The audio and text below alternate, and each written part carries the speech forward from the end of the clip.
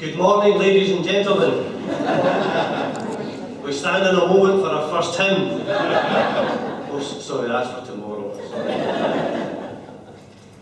Dear friends, we're here today to remember and give thanks for the life of dear Annie. Well, that was last week. Seriously, Lady President, Maureen, thank you for your very kind invitation to along this evening and also to deliver the toast to the lassies. I read in my preparation that the toast to the lassies should be humorous and witty and entertaining. When I read that, I thought that Maureen had chosen the wrong person, because Church of Scotland ministers are not known for their wit, their humour, or their entertaining repartee. But tonight I'm going to stick to a well-known minister's Bible, and that is the 3-point sermon. So tonight there's going to be an introduction, there's going to be some light-hearted bits, and then there's going to be the serious bits. It's up to you to work out which bit belongs where. But before I start, I should say, ladies, that I looked around the room earlier and I couldn't help but notice that you've gone to a great deal of effort. You've spent a huge amount of time and no doubt a great deal of money getting the men ready tonight. So you've done really well and they look absolutely splendid. But as I thought about preparations, I thought that I would just use the sermon that I preached up at Alloway Kirk this very weekend last year.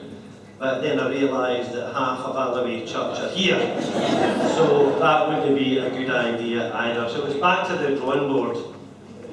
Being from Kilmarnock, however, and I should tell you this, that Jimmy Gibson was my teacher at school 20 years ago. When I was in secondary one. But being from Kilmarnock, I realised that there was only one place that I could start in my preparations for this evening, and that, of course, is the Kilmarnock edition. A collection of poetry by Burns, first printed by John Wilson of Kilmarnock on the 31st of July, 1786. And as I read through the first edition, the Kilmarnock edition, it led me to think about what was the motivation behind Burns's poetry. What was it that led Burns to these poems and to these titles? So I decided to do some research on the internet, and I came across a wonderful website, and I'm assured it's a very kosher website. It's very accurate and explains the songs and poems penned by Burns. However, I wouldn't vouch for the reliability of the website. I'm sure it's true enough. So this evening, let me tell you about 3 of Burns's poems and how they became to be as they are. Firstly, Burns was on his way to Kilmarnock to meet with his friend Robert Muir. And as he got to Kilmarnock, he visited a hostelry or two and had a few drinks, and then he met up with his pal Robert. They had some more drinks, and Burns was getting a bit the worse for wear from his drinks, and in the corner he spied these 2 women, and he thought, I fancy those women, and I think they fancy me. So Burns went across to the 2 women, and they had a few more drinks together, and the women said to Burns, do you want to come home with us? And Burns, of course, said aye. And he went home with these 2 women, and he had his wicked way with them. And the very next morning, Burns wakened up. The alcohol had gone, and he sat up in the bed and looked at these 2 apparitions beside him. And what had been beautiful bells the night before were creatures from the Blue Lagoon. Burns went away into the corner and wrote the poem, The Twa Dogs.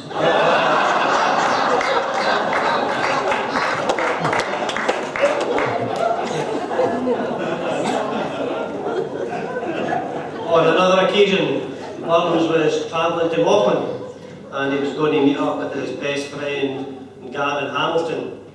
And Burns walked to Mauchline, and just as he entered Mauchline he saw this beautiful young woman, lovely blonde hair, blue eyes, and he went up to her and he said, "What's your name, darling?" And she said, "My name's Grace." And he said, "I fancy you." And Grace said, "I fancy you too." So they went up close and they had a wee bit of kiss and a cuddle, and maybe a wee bit more. And then Burns went for his dinner with his pal Gavin. And he had his dinner, and as he was walking home he saw this beautiful woman, brunette, big lovely brown eyes, and he went up to her and he said, "What's your name?" And she said, "My name's Grace." He said, "I fancy you." And she said, "I fancy you." So they went up close and they had a kiss and a cuddle and maybe a wee bit more. And Burns went home and he wrote another 2 poems. A Grace before dinner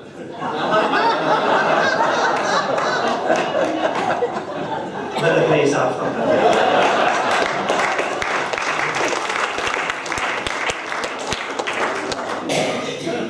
And there was another occasion Burns was walking home to Erlisland Farm in Dumfriesshire, and as he approached the farm he looked across into the field and he saw in one of his neighbour's field the farmer out in the field. He had his wellies on, his jacket on and his hat, but he had no trousers. And Burns thought, that's a wee bit strange. That farmer's out in the field with no trousers. So he decided to go up to the farmhouse to tell his wife. So I approached the farmhouse and knocked on the door and he said, "Ellie, Jimmy's out there without any trousers on." And she said, "Ah well, he was out last week without his scarf and he got a stiff neck."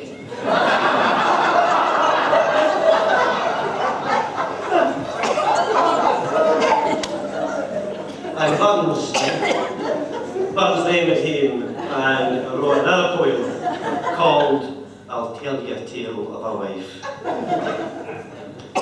It's clear from Burns's work that he had a great fondness and attraction to the women, and as Burns indeed was attracted to women, so men we are indeed also attracted to women. I'm sure you're here, some of you here tonight with the love of your lives. However, Burns struggled to understand women, and I struggled to understand my wife, to be fair. And I don't think there's any man that truly understands the mind of a woman. And if there is, can you please come up here and tell us all how the mind of a woman works? I believe that at some stage, all women are taken away to a special course. And at that course, they're taught some secret things about how to handle men. And one thing they're taught is, you'll no be. Okay? They're taught this. This is one way to handle men. You'll no be. And they're taught to use this quite frequently. For example, you'll no be having another drink, will you?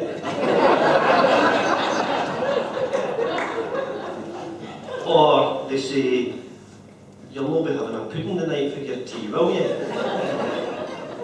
Or, you'll no be golfing this weekend, will you?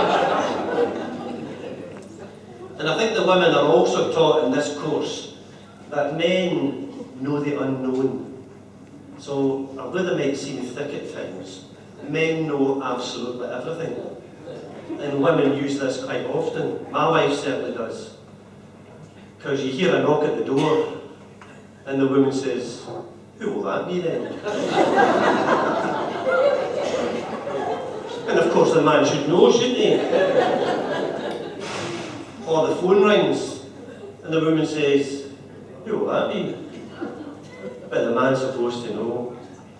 Or the letter drops through the letterbox, and the woman says, "I wonder who that's from." But the man's supposed to know. And I think women secretly get taken away in this course, just to be taught how to handle men. On a serious note, however, it was clear that Burns was attracted to women, And unlike most of us men, Burns was able to express his emotion. My wife's always telling me, you're like a cardboard cutout. You need to express your emotion. And even Burns could do this at the age of 15. And he wrote some wonderful verse about perhaps 4 of the most loved women in his life. Nellie Kilpatrick, Jean Armour, Mary Campbell, and Nancy McElhouse, christened of course as Clarinda. So let's think about Nellie Kilpatrick. Burns met her in 1774 when he was aged 15. He worked in the farm at Mount Oliphant with Nellie. Nellie was his first love, and he dedicated a poem to her. Now, men, just think about this. Could you write poetry like this at 15, or indeed, could you write it just now? Let me just give you a couple of verses from Handsome Nell. Oh, once I loved a bonny lass, and I love her still. And whilst that virtue was my breast, I'll love my handsome Nell. As bonny lasses I hae seen in mony foo's braw, but for a modest, graceful mien, there's like I never saw. She dresses, I say, clean and neat, both decent and genteel, and then there's something in her gait, gars ony dress look weel. A gaudy dress and gentle air may slightly touch her heart, but it's innocence and modesty that polishes the dart. 'Tis this in Nellie pleases me, 'tis this enchants my soul, for absolutely in my breast she reigns without control. Is that not just beautiful? I wish I could write something like that, and my wife would be chuffed to bits if I could write something like that as well. And then there was Jean Armour. Of course, he married Jean Armour, met her in 1784. It's 9 children, of which 3 survived, and their last child, Maxwell, born on the day of Rabbie's funeral. And Rabbie wrote these words about Jean. Of all the airs the wind can blow, I dearly like the west, for there's the bonny lassie lives, the lassie I love best. There's lilies grow and rivers row, and mony a hill between, but day and night my fancy's flight is ever way my Jean. I see her in the dewy flowers, I see her sweet and fair, I hear her in the tuneful birds, I hear her charming air. There's no a bonny flower that springs by fountain shore green, there's no a bonny bird that sings, but minds me oh my Jean. He certainly was able to show his emotion, this man Burns. And then there's Mary Campbell. This one breaks my heart, I've got to say. Mary Campbell met her while attending church in Turbolton. She was born in Dunoon, so he cried her his Highland Mary. But Mary died from typhus in Greenock in 1786, aged 23.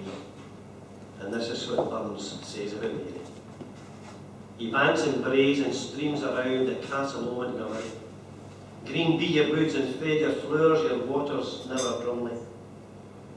Their summer first and fall her robes, and there the largest tarry, for there I took the last farewell, O my sweet Highland Mary. How sweetly bloomed the gay green buck, how rich the hawthorns blossom, as underneath their fragrant shade I clasped her to my bosom. The golden hours and angels' wings flew o'er me and my dearie, for dear to me as light and life was my sweet Highland Mary.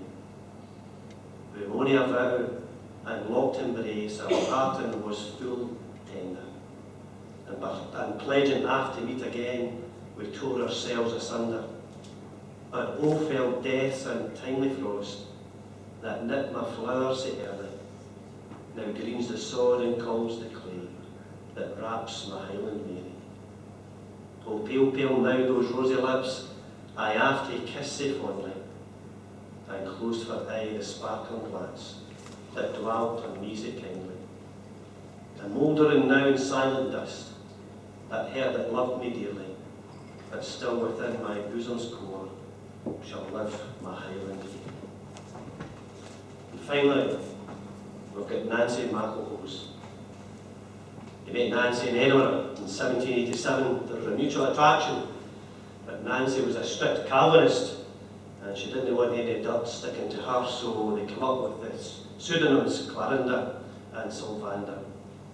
But Nancy went away to Jamaica to reconcile with her estranged husband. And Burns writes this: Clarinda, mistress of my soul. Clarinda, mistress of my soul, the measured time is run.